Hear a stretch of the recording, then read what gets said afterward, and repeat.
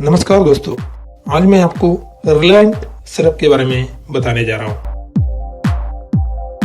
रिलैंट एक सर्दी और खांसी की दवा है। रिलैंट डॉक्टर रेड्डीज फार्मास्यूटिकल से बनाया गया है। रिलैंट का कॉम्बिनेशन है, इसका प्रति 5 ml में cetirizine hydrochloride IP 5 mg, ambroxol hydrochloride IP 30 mg। ये कितना लेना है ये बता रहा हूँ।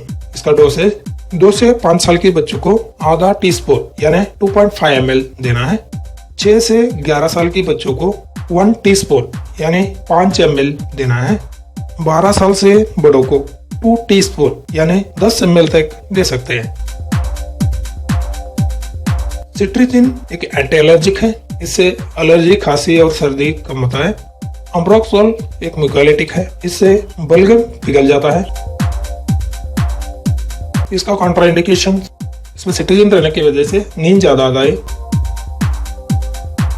हर कोई दवाई किसी न किसी को कुछ न कुछ एलर्जी कर देता है, इसलिए डॉक्टर की सलाह के बिना कोई भी दवाई मत लीजिएगा। ये मेरा वीडियो आपको पसंद आया तो कृपया सब्सक्राइब कीजिएगा। धन्यवाद।